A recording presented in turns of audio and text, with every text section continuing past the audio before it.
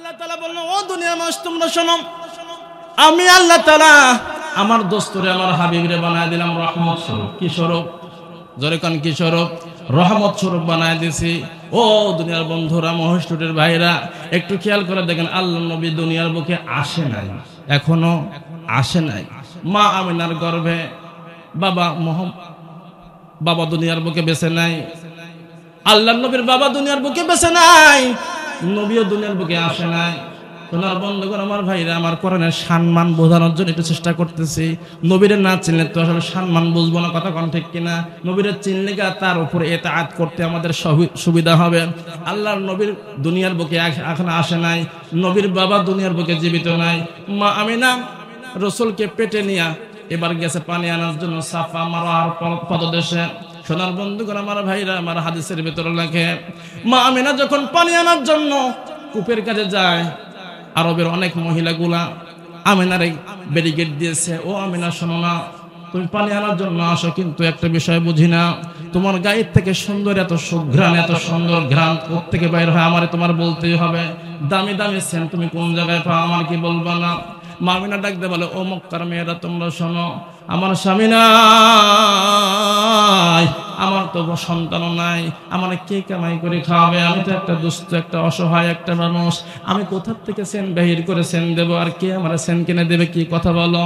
মক্কার সমস্ত মেয়েগুলো ডাকতে বলে, না না না, এইটা মানি না, এইটা মানি না, তবে কথা একটাই, তোমার গায়ের থেকে খুব সুন্দর সব গ্রাম বাহির হয়। মামিনা, তোমার বলতেই হবে, বলতেই হবে, সেন্ট পাই না কোন জায়গায়, আমার কি তুমি বলবা না? মা আমিনা বলে, দেখো ও মক্কার মা বোনরা, তুমি কি আমাকে কুৎসার উঠাতে যাচ্ছ, দোষ উঠাতে যাচ্ছ? কয় না, সত্য, যদি তুমি না বলো তাহলে কুৎসার উঠাই দেব, বলো না তুমি সেন্ট পাইলে কোন জায়গায়? মা আমিনা বলে, দেখো দেরি করা যাবে না, আমার শ্বশুর আছে বাড়ির ভেতরে, আব্দুল মুত্তালিব বসে আছে রাস্তায়, দেরি করলে মাইন করবে, ছেড়ে দাও, ছেড়ে দাও, আমি বাড়িতে চলে যাই। মা আমিনাকে ছেড়ে দিলাম, আমিনা বাড়িতে আসলো। সোনার বন্ধুগণ, আমার ভাইরা আমার, মা আমিনা আসার পরে হাঁড়ি পাতিল হাসরায় হাসরায় কিছু আটা বাইর হয়েছে, ওই আটা দিয়া দুইটা মাত্র রুটি বানাইছে। আব্দুল মুত্তালিব এবার রাস্তা দিয়ে আসতেছে, মক্কার মেয়েগুলা দাঁড়ায় থাকে, এবার আব্দুল মুত্তালিবরে ধরছে, ও মুত্তালিব শোনো না, তোমার যে পুত্র, তার স্ত্রী যে আছে, মা আমিনার খবর কি তুমি রাখো? আব্দুল মুত্তালিব বলে, কি অবস্থা, কি হয়েছে, কেন, কোনো সমস্যা? কয় সমস্যা হলো একটাই, সে যে সুন্দর দামি দামি সেন বাহির করে রাস্তা দিয়ে ঘুরে, এই খবর কি আপনি রাখছেন? আব্দুল মুত্তালিব ডাকতে বলে, না না না, এটা কোনো সময় হতে পারে না, মা আমিনা তো খাওয়ার কোনো বস্তুই তার কাছে নাই, সেরা জামা গায়ে দিয়ে ঘুরে, সেন্ট পাবে কোন জায়গায়? এবার মক্কার মহিলাগুলা ডাকতে বলে, আব্দুল মুত্তালিব জানেন না, জানেন না, মা আমিনা যখন পানি আনার জন্য এই কূপের কাছে আসে, কোথ থেকে যেন সুন্দর ঘ্রাণ ভরে একেবারে মুখরিত হয়ে যায়। জোরে কোন সুবহানাল্লাহ, আল্লাহু আকবার বলে আওয়াজ দিয়া। এত সুন্দর সেন্ট আমরা কোনোদিন শুনি নাই, হুজুর জানেন না, আপনি একটু খোঁজ নিয়ে দেখেন, মনে হয় মা আমিনার চরিত্র ঠিক নাই। নাউজুবিল্লাহ। জোরে কোন। সোনার বন্ধুগণ, আমার ভাইরা আমার, এই কথা যখন বলছে, আব্দুল মুত্তালিব কোনো কথা বলে নাই, সরাসরি বাড়িতে চলে গেছে। মা আমিনা রুটি বানার জন্য ব্যস্ত, চলার পারে ব্যস্ত, এই দিক দিয়ে ঘরের ভিতরে ঢুকছে। ঢোকার পরে আব্দুল মুত্তালিব এখানে সেখানে হাতাচ্ছে, তল্লাশি করতে, দেখি কোনো জায়গায় সেন্ট পাওয়া যায় কিনা। না না না, কোনো জায়গায় যখন সেন্ট পাওয়া গেল না, সোনার বন্ধুগণ, আমার ভাইরা আমার, এবার এক পর্যায়ে মা আমিনারে ডাকতে বলে, আমিনারে বলো না, আমি তোমার রুমের ভিতরে ঢুকছিলাম, কোনো জায়গায় তো সেনের বোতল পাইলাম না, তুমি দামি দামি সেন বাহির করিয়া গায়ে দিয়ে নাকি রাস্তা দিয়ে ঘোরো। এই কথাগুলো মক্কার মহিলারা গুলা বললো, একটা অবজেকশন আমার কাছে দিল, বলতে হবে সত্যি করে বলো, সত্যিই কি তুমি সেন বাহির করে যাও? মা আমিনা ডাকতে বলে, বাবা জান, আপনি তো জানেন আমার স্বামী নাই, কামাই করার কোনো লোক নাই, আমি কি অবস্থার ভিতর থাকি, গায়ের জামাগুলা দেখছেন কত তালি মারা, আমি সাইন পাবো কোন জায়গায়? আব্বা আপনি কি বলবেন না? এবার আব্দুল মুত্তালিব ডাকতে বলে, না না না, বিশ্বাস তো করা যায় না, তারপরে না করলেও পারি না, তুমি বলো, তুমি কি সত্যিই কি সেন বাহির করে ঘোরো? মা আমিনা ডাকতে বলে, আব্বা জান, একটা কথা বলতে চাই, সত্য কথা, যখন আমি পানি আনার জন্য কূপের ধারে যাই, জানি না প্রত্যেকটা মেয়েগুলা পানি তোলার জন্য হাতের ভিতরে বালতি রশি নিয়ে চলে যায়, আমি তো কিচ্ছুই নিয়ে যাই না, শুধুমাত্র আমার হাড়ি নিয়ে যাই, আমার পাণ্ড নিয়ে যাই, আমার কাছে রশি নাই, আমার কাছে দড়ি নাই, কিচ্ছু নাই, বালতি নাই, কিন্তু যখন কূপের কাছে যাই, কে যেন ওই হাজার হাজার ফিট পানি নিচে থাকছিল, পানিগুলা কে যেন উতলে উতলে দ্বারের কাছে করে দেয়, জোরে কোন সুবহানাল্লাহ। সুন্দর করে তুলে আনি, একটু কষ্ট মনে হয় না আব্বা জানেন। এরপরে যখন ওই পাত্রটা নিয়ে যখন আসতে থাকি, গা তো অনেক সময় ঘেমে যায়, গা যখন ঘেমে যায় কোথার থেকে যখন সুন্দর সাইন বাহির হয় আমি বুঝতেই পারি না, জোরে কোন সুবহানাল্লাহ। আল্লাহু আকবার বলেন আওয়াজ দিয়া। আল্লাহর নবী এখনো দুনিয়ার বুকে আসে নাই।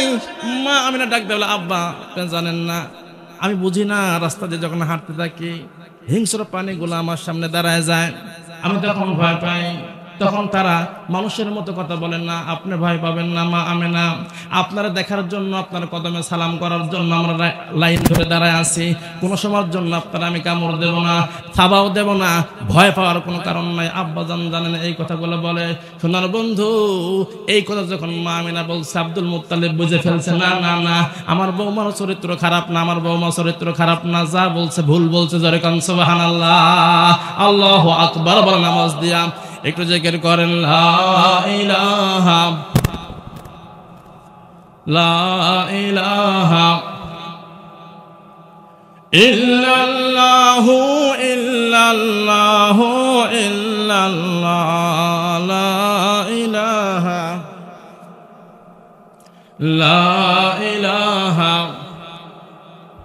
লা ইলাহা ইল্লাল্লাহু মুহাম্মাদুর রাসূলুল্লাহ সাল্লাল্লাহু আলাইহি ওয়াসাল্লাম।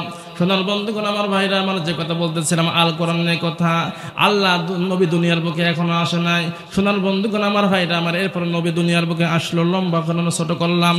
আল্লাহর নবী দুনিয়ার বুকে আসার পর যখন নবুয়ত পাইল, আল্লাহর নবীর একজন সাহাবী ছিল, প্রখ্যাত সাহাবীর নাম হলো আনাস রাদিয়াল্লাহু তাআলা।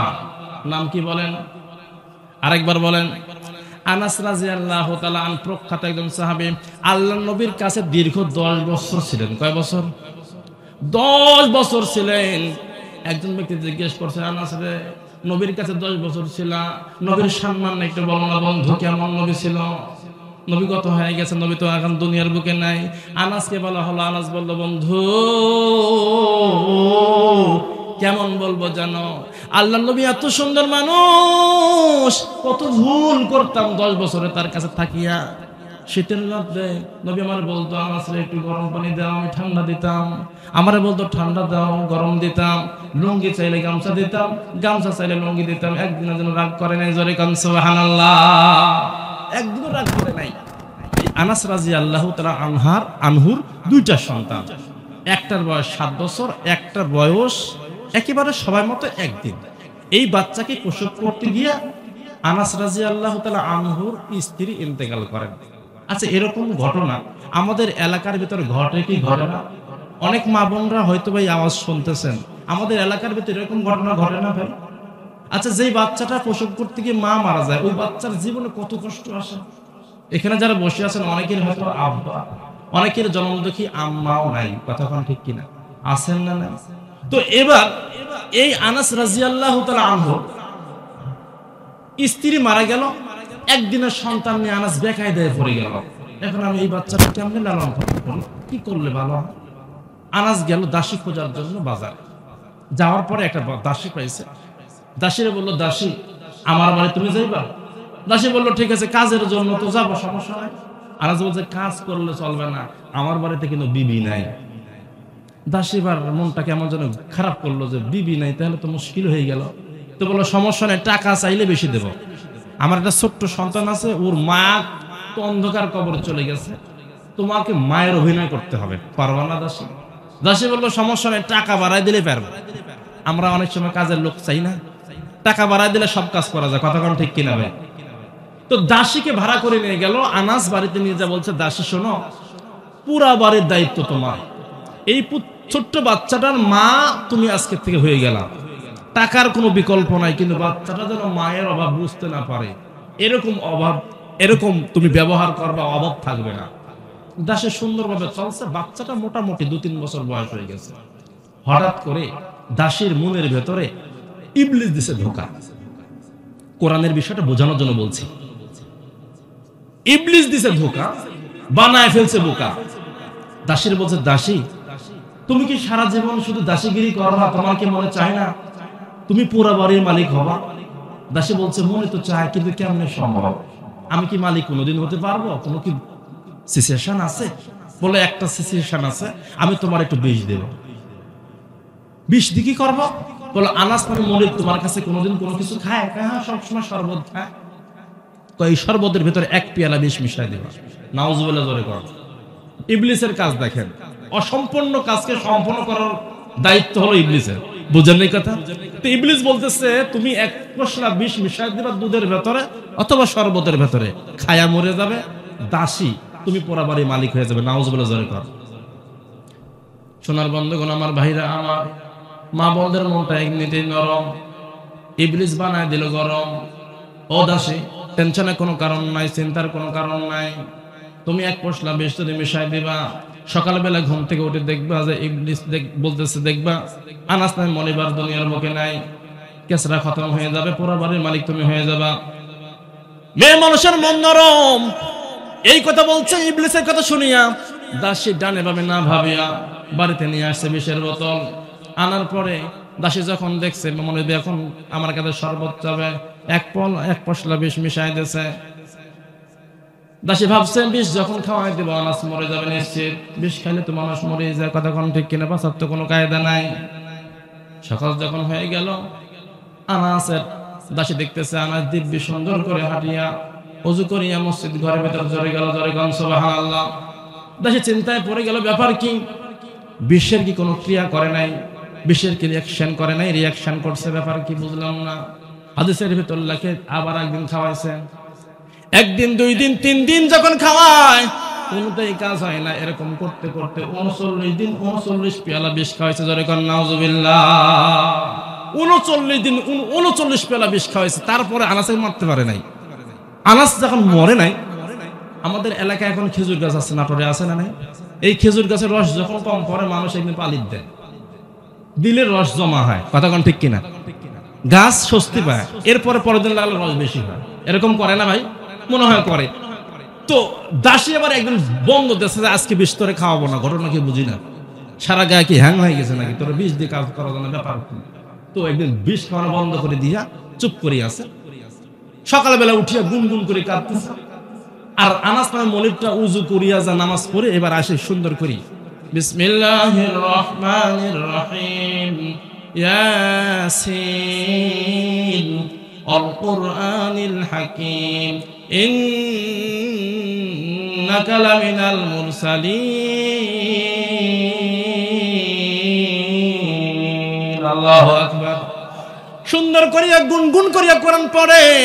এই এলাকার ভিতরে অনেক বৃদ্ধ, অনেক যুবক ভাইদের অভ্যাস আছে না নাই? অনেক মা বন্ধুর অভ্যাস আছে, সকালবেলা নামাজ পড়িয়া গুনগুন করিয়া কোরআন। অনেক বন্ধুরা এখানে, যুবক ভাইরা অনেক বদ্ধভাবে আছেন যারা নামাজ পড়ার পরে কোরআন তেলাওয়াত করেন। এরকম অভ্যাস আছে না নাই? তাহাজ্জুদ পড়ার পরে কোরআন পড়ার অভ্যাস আছে না নাই? সোনার বন্ধুগণ, আমার ভাইরা আমার, আনাস এবার নামাজ পড়িয়া গুনগুন করিয়া কোরআন পড়তেছে, কিন্তু দেখে কি সাইড থেকে কান্নার আওয়াজ। ব্যাপার কি? কান দেখেরা বাড়ির ভিতর তো মহিলা বলতে শুধু দাসী ছাড়া আর কেউ নাই, তাহলে কান দেখেরা। সোনার বন্ধুগণ, আমার ভাইরা আমার, এবার আনাস সুন্দর করিয়া কোরআনটারে রুকু পর্যন্ত থামায়া এবার চলে গেল। দাসীরে ডাক দে, দাসীরে কি ব্যাপার, কেন কান্না করো, ব্যাপার বুঝি না, কি হয়েছে আমারে বলো না। দাসী কোনো কথা করে না, শুধু কান্দে আর কান্দে। আনাস ডাক দে বলে, দাসী বাড়ির কথা কি মনে পড়ছে? বাড়ির যাবা নাকি? না। মা কিছু বলছে কেন? না। আমার সন্তান কি তোমার কিছু বলছে? তা বলে নাই। কেন কান্না করো? দাসী বলে, হুজুর আমি যেই কারণে কান্না করি এই কান্নার কথা আপনারে বলা যাবে না। কেন বলা যাবে না? আনাস বলে, বলতেই হবে। দাসী বলে, না বলা যাবে না। আনাস বলে, বলতে তোমারে হবে। আপনি কাজের লোক নিয়েছেন বাড়ির ভেতরে, তার সমস্যা হলে দেখার দায়িত্ব আপনারা আছে না নাই? আপনারা অনেক সময় কাজের লোক নেন না। রসুলের কথা, তুমি বাড়িতে কাজের লোক নিছো, তুমি যদি শাক দিয়ে ভাত খাও, ডাল দিয়ে ভাত খাও, তারেও ডাল দিয়ে ভাত দাও। তুমি যদি মাছ দিয়ে ভাত খাও, সেই কাজের লোকের মাছ দিয়ে ভাত দাও, দিলে লাভ কি? নবী করিম সাল্লাল্লাহু আলাইহি ওয়াসাল্লাম বলেছেন, তুমি যদি মাছ দিয়ে ভাত দাও, 1 চাকা মাছ দিয়ে ভাত দাও, আল্লাহ পাক তোমার পুকুর ভর্তি মাছ দিয়ে আল্লাহ তোমার ভাঙ্গা মনকে চাঙ্গা বানা দিবে। জোরে কোন সুবহানাল্লাহ। তুমি দুধ দিয়ে ভাত খাচ্ছ, তুমি কাজের লোকেও দুধ দিয়ে ভাত দাও, বিনিময় কি হবে? আল্লাহ সুবহানাহু ওয়া তাআলা তোমার গরু দিয়া তোমার ভাঙ্গা মনকে চাঙ্গা বানা দিবে। জোরে কোন সুবহানাল্লাহ। আল্লাহ পারে কি পারে না? এবার দাসীর কান্না দেখে মুনিব কি করছে, কোরআনটা বন্ধ করে যাবো যে দাসী বলো না কেন কান্না করো। দাসী বলে হুজুর যেই কারণে কান্না করি কান্নার কথা বলা যাবে না, যদি বলি আপনি আমার ঘরে রাখবেন না। আনাস বলে ব্যাপারটা বুঝলাম না, কেন তোর ঘরে রাখবো না, আমার বলতেই হবে বিষয় কি। দাসী বলে না হুজুর বলা যাবে না। ওই বলতে চাচ্ছে না, বললে তোর রাখবে না ঘরে, সে নিজেও জানে। দাসীও ছাড়ে না, এবার মুনিবও ছাড়ে না। এক পর্যায়ে আনাস বলে না তোমার বলতে হবে। দাসী বলে হুজুর তাহলে এবার শোনেন কেন কান্না করি। হুজুর দীর্ঘদিন আপনার বাড়িতে আমি ছিলাম, আমার কি কোনো উল্টা পাল্টা আপনি দেখছেন? না দেখি নাই। কি হলো বলো না। দাসী ডাক দেবেন হুজুর জানেন না, দীর্ঘদিন থাকার পর হঠাৎ করে ইবলিস দিল ধোঁকা, ধোঁকা দিয়ে বানায় দিল হুজুর আমারে বোকা। কি বোকা বানায় দিল? বা একদিন হঠাৎ করে ইবলিস আমারে বলে তুমি কি পরবারের মালিক হইবা না? আমি বললাম অবশ্যই হব। তাহলে কিভাবে হব, কোন পদ্ধতিতে হব? ইবলিস বলে হ হুজুর জানেন। ইবলিস বলল তোমার কাছে কি তোমার মনিব কোন সময়ের জন্য শরবত খায়? বলে হ্যাঁ খায়। আমি বলছি আমার এক পশলা বিষ দিয়ে দিয়েছে জানেন। তারপরে কি হলো? তারপরে এক পশলা বিষ আমি আপনার শরবতের ভিতরে মিশাই দিলাম। বলতে দেরি সঙ্গে সঙ্গে আনাসের ছোট্ট ছোট্ট বড় হয়ে গেল। তারপরে কি হলো দাসী বলো না। দাসী বলে হুজুর এরপরে কি হলো জানেন? প্রথম দিন বিষ আপনারে খাওয়াই দিলাম, আপনি তো কোনো মরলেন না। দ্বিতীয় দিন আবার খাওয়াই দিলাম, তা আপনি মরলেন না। 3 দিন খাওয়াইলাম, মরলেন না। এরকম করতে করতে আমি 39 দিন 39 পেয়ালা বিষ খাওয়াইছি। বলতে দেরি আনাস নামে মনিবটা ধাউ মাউ করিয়া কান্না শুরু করছে। দাসী বলে হুজুর কান্দেন কে? আনাস বলে ও দাসী কেন কান্না করে তুমি কি বুঝতে পারলা না? টাকার তোমার দরকার এতই ছিল, তাহলে তুমি আমার এত বড় ক্ষতি কেন করতে চাইলে? টাকার কথা লাগবে, টাকা লাগবে, আমার তুমি বললা না। কত টাকার দরকার, আমি তোমার টাকা দিয়ে দিতাম, কিন্তু তুমি টাকার বিনিময়ে তুমি এত কিছু করতে পারো না। দাসী জীবনের তরে গলার ভেতরে পরায় দিয়ে চাইছিল তুমি আমার ফাঁসি। ও দাসী টাকা লাগবে আমার, কেন তুমি বললা না? বিশ্বাস করে তোমার নিয়ে আসছিলাম। দাসীও কান্দে, মনিবও কান্দে, দুইজনই কান্না শুরু করলো। এক পর্যায়ে দাসী বলে হুজুর বলেন না, আপনি এত বিষ খাওয়ানোর পরে সামান্য একটা মানুষকে একটু বিষ খাওয়া দিলে মৃত্যুর করে ঢলে বসেন। হুজুর আপনাকে এতদিন আমি বিষ খাওয়াইলাম, কেন আপনি মরলেন না? আপনি কি আমারে বলবেন না? আল্লাহর নবীর সাহাবী আনাস রাদিয়াল্লাহু তাআলা লাগবে বলে দাসীর শোনো, আমি আল্লাহর নবীর কাছে দীর্ঘ 10 বছর ছিলাম। কয় বছর বলেন? 10 বছর ছিলাম। একদিন সকালবেলা দেখে হুজুর আমার সুন্দর করে কোরআন তেলাওয়াত করতেছে, গুন গুন গুন গুন করে। আমি নবীর কাছে আস্তে করে বসলাম। ইয়া রাসূলুল্লাহ, ইয়া হাবিবাল্লাহ, আপনি কোরআন তেলাওয়াত করেন, আর কোরআনের বাদ থেকে নিভানোর জন্য কাফির বেঈমানের বাচ্চারা কত চেষ্টা, কত প্ল্যান, কত পরিকল্পনা করেন। হুজুর এই পরিকল্পনা করার পরে কোনো সময় কোরআনের বাদ থেকে নিভাইতে পারে না। হুজুর এর ভিতরে কোনো জাদু মধু আছে কিনা? আল্লাহর নবী মিসকি হেসে বলে ও আনাস, পুরা কিতাবটা হলো জাদুর কিতাব। জোরে কান সুবহানাল্লাহ। পুরা কিতাব জাদুর কিতাব, তুমি কি শুনবে কি দেখবে বলো? আল্লাহর নবী সাল্লাল্লাহু আলাইহি সাল্লাম বলে আনাস শোনো, একটা কথা তোমারে বলে, এই কোরআনের ভিতরে একটা আয়াত আছে, আয়াতটা যদি তুমি আমল করতে পারো, সকাল সন্ধ্যা যদি আমল করো, 5 ওয়াক্ত নামাজের পর তুমি যদি আমল করো, আনাস শোনো, আমল যদি করতে পারো, একটা জাদুর একটা তোমার একটা আয়াত শিখাই দেয়, সকাল সন্ধ্যা যদি তুমি আমল করতে পারো, আনাস মানুষ মানুষের শত্রু, কথা কোন ঠিক কিনা? মানুষ কিন্তু মানুষের শত্রু বন্ধু। সোনার বন্ধুগণ আমার ভাইরা আমার, আনাস রে বললো আনাস শোনো, সকালবেলা ফজর নামাজ পড়ে একটা আয়াত আছে তেলাওয়াত করবা, প্রত্যেকটা ফরজ নামাজের পরে আমলটা করবা। দুনিয়ার ভেতরে তোমার যদি কেউ গোপনে আর গোপনে বিষ ক্রিয়া খাওয়ায় বান মারিয়া মারতে তোমার দুনিয়ার বুক থেকে বিদায় করতে পারবে না। জোরে কান সুবহানাল্লাহ। পারবে না। একটা আয়াত জানো তাসি, ওই আয়াতটা হুজুর আমার শিক্ষা দিয়েছিল। জোরে কান সুবহানাল্লাহ। শিক্ষা দিয়েছে, ওই আমলটা আমি দীর্ঘদিন দেরি করি বিধায় তুমি আমাকে 40 দিন না, 40 দোকানে 80 দিন, 80 দোকানে 160 দিন যদি বিষ ক্রিয়া খাওয়াও, আমার তুমি মারতে পারবে না। জোরে কান সুবহানাল্লাহ। বলছে আসি বলে হুজুর তাই নাকি? এত বিষ খাওয়ালে আমি মারতে পারবো না? তাই তো আপনাকে 39 দিন খাওয়াইছি, তাও আমি মারতে পারলাম না। আশ্চর্য লাগে।